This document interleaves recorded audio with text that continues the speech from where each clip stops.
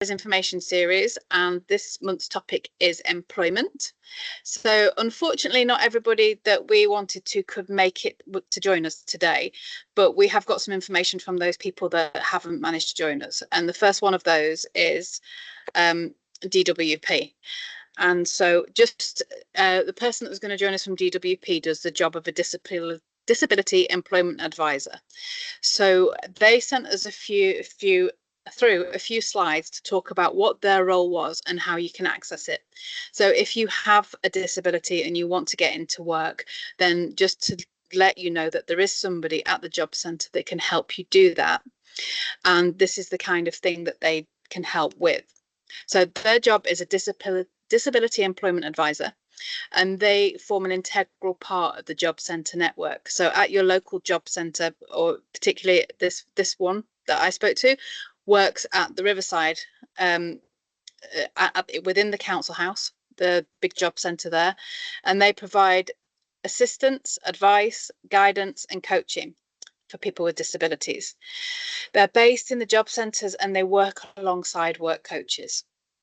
They help individuals to identify appropriate support and opportunities in relation to work when managing their health condition or disability. So when your disability or health condition is a huge part of your considerations when it comes to employment, this person can support you.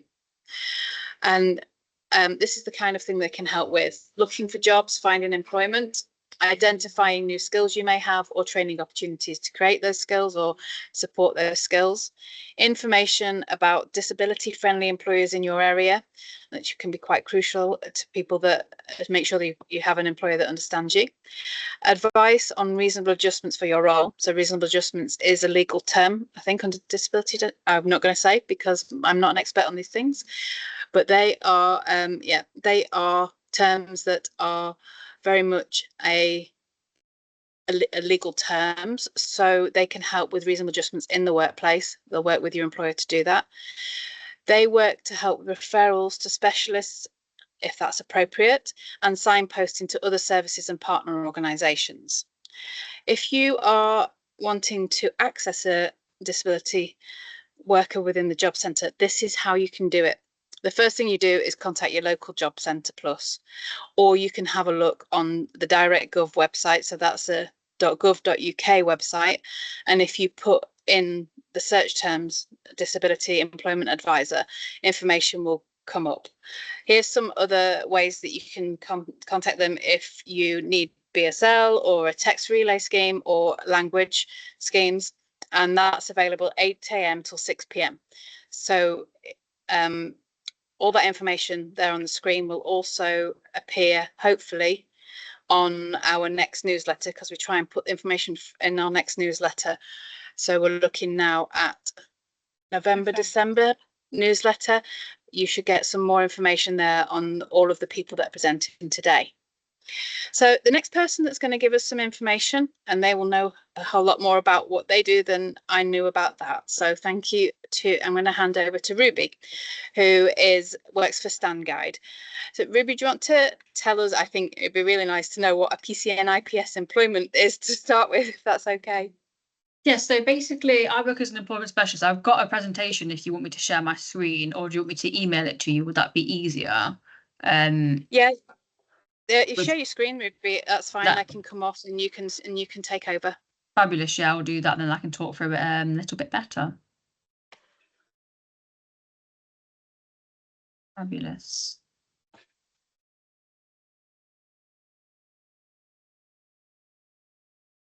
So hopefully you can all see that. Okay, so we are based in Derby City, and we, similar to DEA, support people who have extra needs towards employment to find employment. We work very closely with the DEAs in the job centre and the work coaches, and we do a hot desk in the job centre on a Tuesday each week. So we are individual placement and support in primary care, which is IPS. My manager's contact details are written on here, and this is the Nottingham City manager's information. So what we do is IPS is established across the country for facing barriers towards work under the Equality Act, and that could be mental health or physical disabilities. So we take people who have got anxiety, depression, all the way up to people who might be deaf, blind, have missing limbs, things like that. And it's to support, like you just said, Nikki, with reasonable adjustments within the workplace and finding them disability confident employers and bridging that gap between the employer and the employee and how they can support them into their role and throughout their role once employed. So IPS provides advice and guidance to reach job outcomes. We work with participants on a one-to-one basis to support their career and boost their confidence. We support them to create CVs and apply for jobs and prepare them for interviews. So I know a lot of people out there as well also do CVs and job applications. So what we do that's different is we actually sit with the participant for a minimum of 1 hour a week. And we get to know them, we build a relationship with them, and we work on things like, interview techniques. For myself, who's got a background and qualifications within special education, I have a lot of people on my caseload with learning needs or autism. And a lot of the time preparing them for interviews is things like body language, eye contact, understanding the need to ask questions at the end of the interview when the interviewer asks, have you got any questions for me, and not just kind of running off in an anxious state, things like that. So preparing people during mock interviews so what they might expect in an interview setting with someone who's a stranger who could be a potential future employer. We also talk to employers, as I've just said, to support with reasonable adjustments to help people stay in long-term work. So if we have people who might go off sick, currently got somebody who I'm supporting who has got a diagnosis of ADHD and autism, and they found it quite difficult to adjust to the new workplace environment due to sensory things in the environment, such as lighting and noise and things like that. And I've had those conversations with their employer to have those small things changed for their workstation to support them within their role. So it could be something smaller, it could be something big that needs changing. Our 8 evidence-based principles are to get people into competitive employment. So we are targeted on the people getting into employment that we support. This does not include volunteering work, unfortunately. It's open to all of those who want to work, no exclusions based on diagnosis. They have to just be of legal working age and then up to retirement age. We try and find jobs consistent with our participants' preferences. So if someone comes to me and they said, oh, I've worked in retail for many, many years, but I don't want to do that anymore. Okay, so what does it look like on how you'd like to move forward with your new job prospects? Do you need to go back to higher education and retrain? Do you need to go onto a course? Or are they happy looking within the same sector that they've always worked within? So having those honest conversations with them so that they understand that if they're wanting to completely change their career, have they got to upskill? Have they got to go back to some kind of higher education and learn some new skills? And this is quite relevant with people who maybe have worked in a factory for a number of years. The factory is shut down due to COVID or contracts ending, etc. And all they've known is to work in that factory all of their life. And now to have a job, you have to be IT skilled and things like that. So it might be about whether they need to go back and do some upskilling in different kind of areas that they're not really well known to them. We work quite quickly. So within the first 4 weeks, on the 4th appointment, we're already job searching with people. We're trying to get them into rapid employment because we found that this works quite best with quite a lot of our participants. It doesn't give people the time to think, oh, you know what, actually, I'm not motivated this week. I'm not going to do it. It's, are you ready for work? Let's look for jobs. Let's get you into it. Let's get you employed. It also brings employment into specialist teams, so that employment can be part of mental health and recovery. As I said to you before the meeting started, Nikki, we're involved with PCN teams, with social prescribers and GPs and things like that. Try and take a little bit of pressure off them. We can support people and bridge that gap when people are having issues with unemployment. And as I said, the employment specialist develop relationships with employers, as well as the participant, and that's something that we're always working on. We do a lot of employer engagement. We reach out to people, we go into businesses, we have meetings with people, so we can quite try and get an understanding about their hiring process, whether disability confident, and whether we can get people in kind of through the doors rather than having to go through the whole interview process, and whether they're happy to take CVs and things like that. We also provide ongoing individualised support plans. So when someone is in work and they're successful, they get 4 months support from us. And we don't just leave them and say, good luck, all the best. We actually stay and support them because they might find that adjusting to work might be a lot for them. It might be completely different. They might have not had a job for a number of years. And the whole change in their routine can be quite stressful and anxiety inducing for them.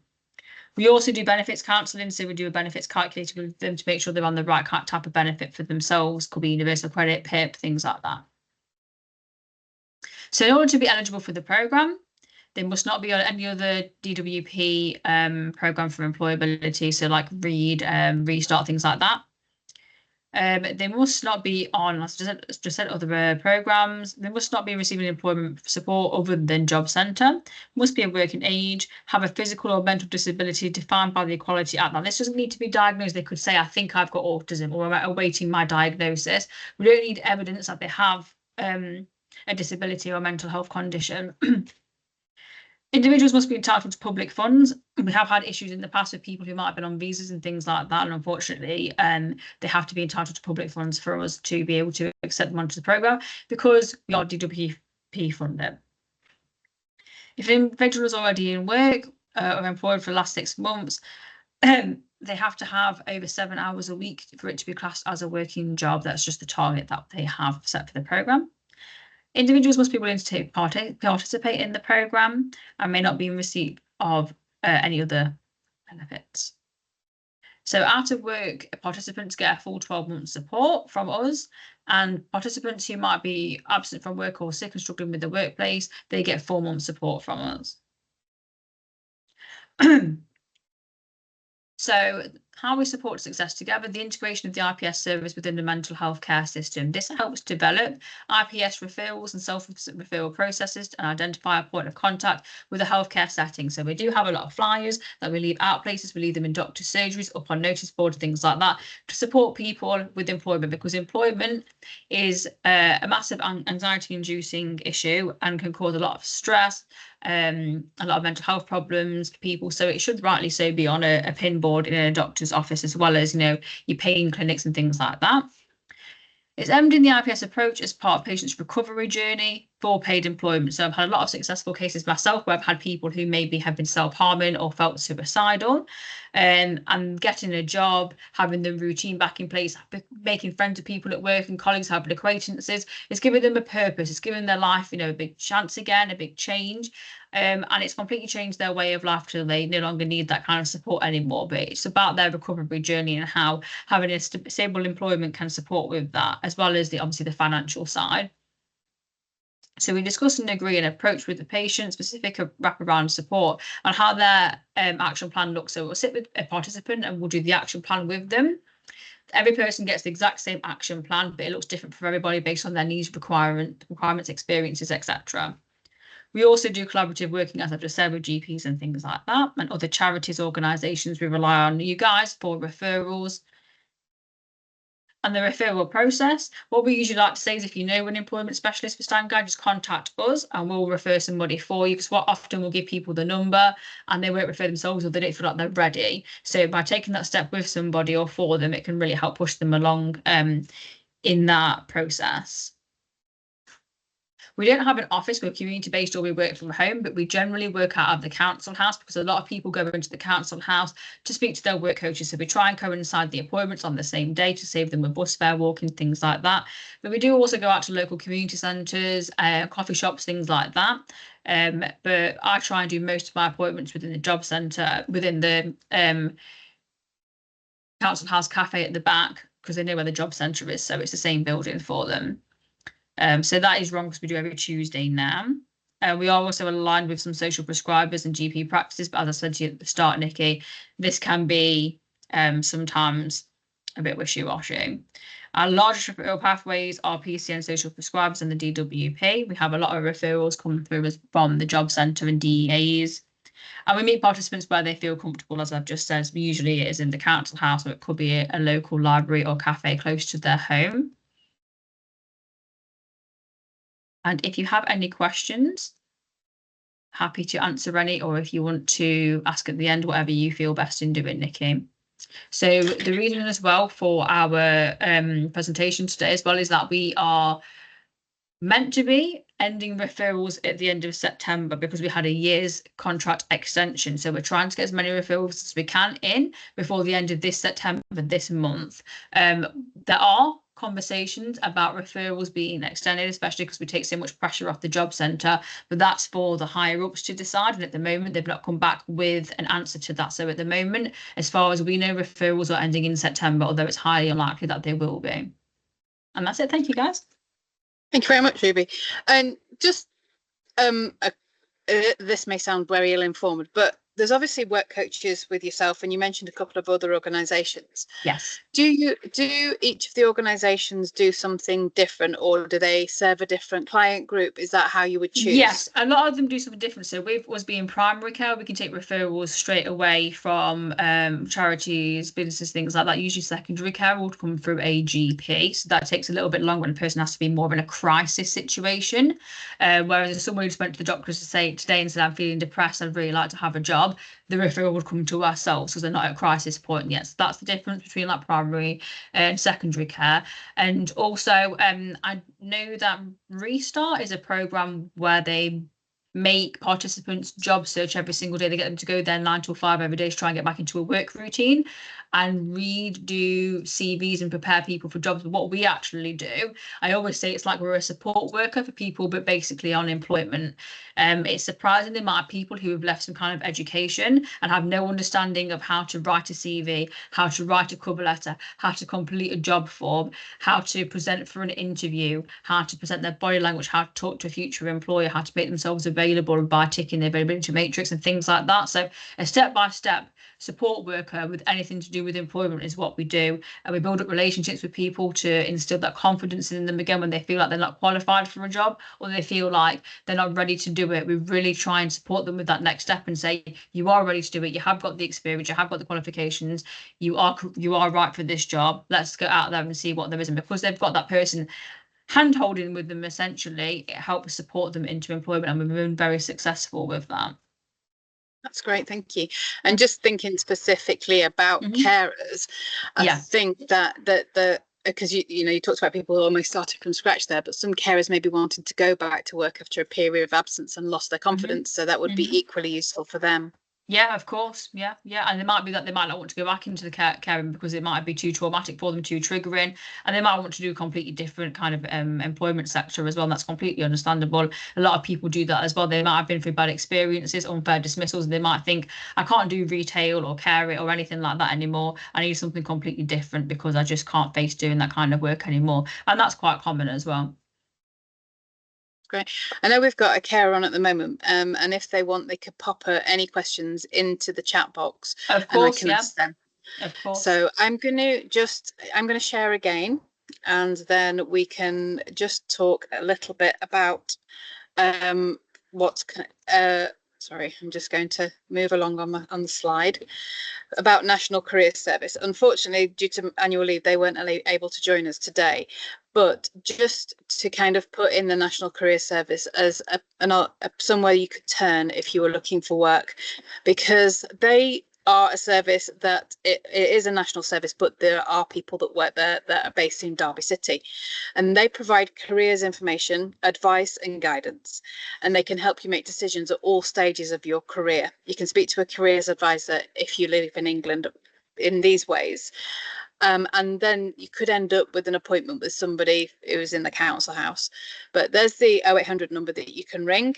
They're available quite lengthy hours, but also 10 till 5 on a Saturday.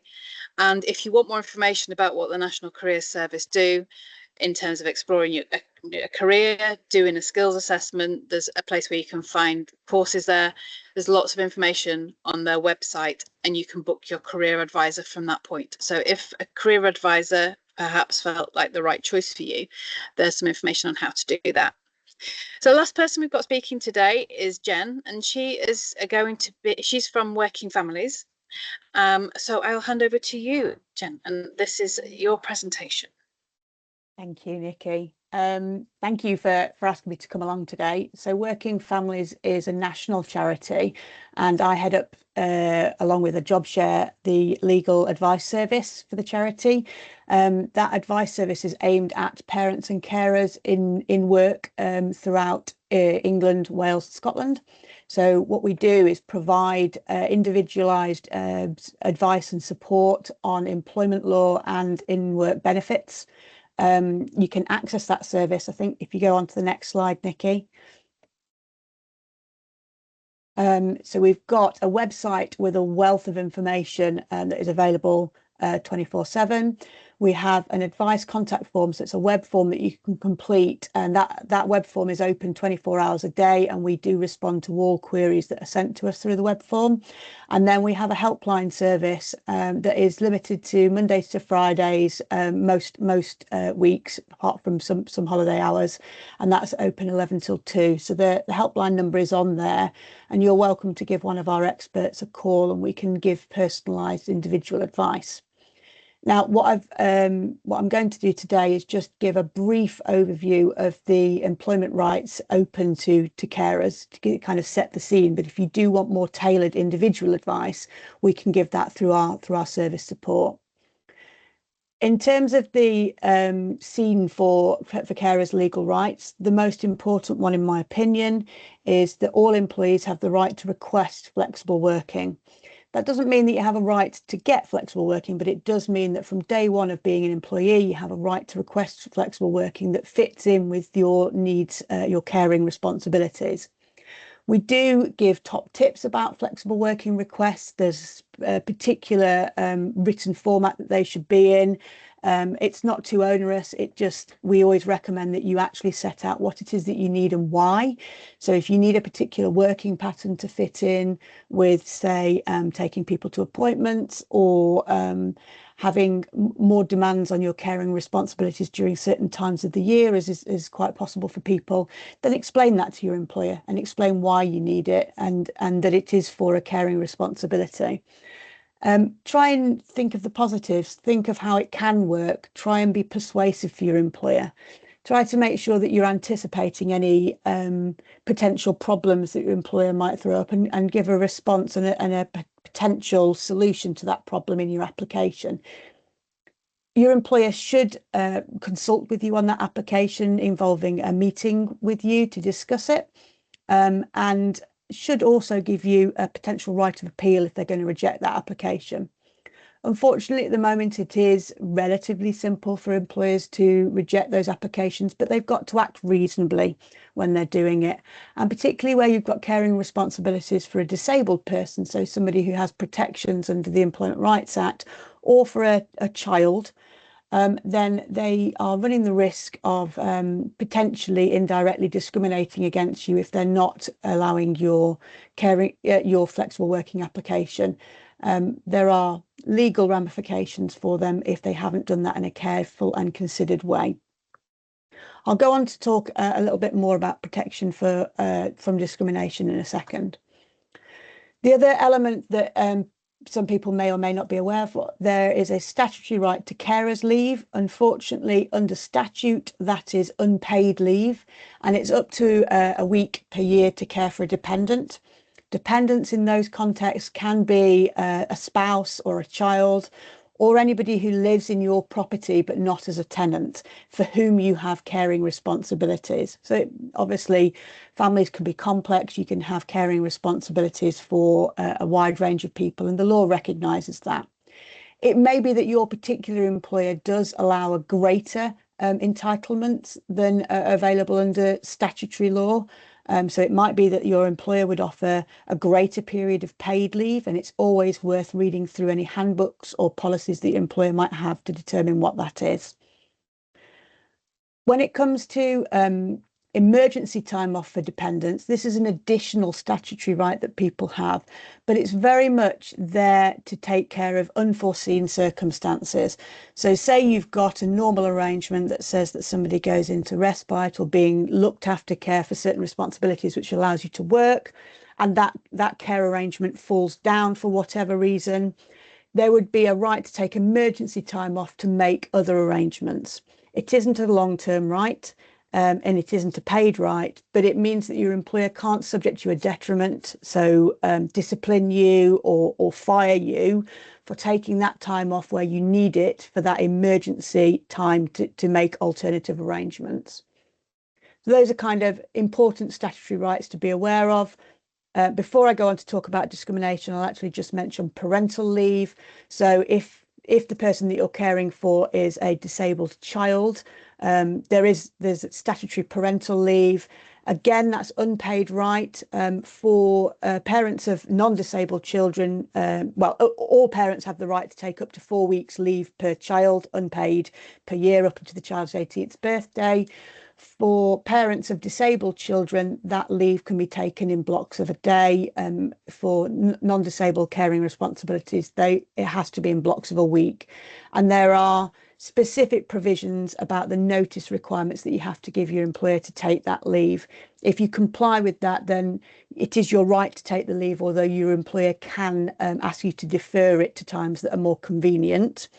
On the slide deck, which I think will be available to people, there are hyperlinks to our detailed guidance on all of those different types of leave, so you can read up to make sure, and it is in relatively plain language, so it's not complicated as the statutes are, to understand how to access these rights for yourself. When it comes to protection from discrimination, as I mentioned, carers are protected from a discrimination under the Equality Act through a concept known as associative discrimination. So if you are subjected to negative treatment or detrimental treatment by your employer because of your association with a disabled person, so because you are caring for them or their responsibilities, looking after their responsibilities, then that in itself would give you the right to make a claim against your employer because of that action. It is an incredibly complicated area of law, and before anybody considered taking action for associative discrimination, I would always encourage you to take advice. As I say, our service is available to give you overarching advice, but it may also be that you can access specific legal support from a range of the legal aid agencies, or sorry, the legal support agencies that are out there. As I mentioned, those are the basics of statutory provisions that are in place to support and look after carers in the workplace. It may be that your employer has better enhanced policies from those minimum rights that you've got, and it is worth making yourself aware of what's written in your own contracts, or having a read through your own contracts, reading through your employer's policies. If there are support groups within your employer, making contact with peers within those support groups, and or if there's formal HR or management groups that are responsible for HR, contact them, ask them what support is available. Even if it's not written into a policy, employers have an overarching responsibility to be reasonable, and if you have caring responsibilities at home that mean you're not able to thrive within the workplace, ask for support as a first stop from your employer to try and get what you need. That was a very brief whistle-stop tour of employment rights, but as I say, we can offer more tailored and specific advice for you if you would like to reach out to our service. And then back to you, Nikki.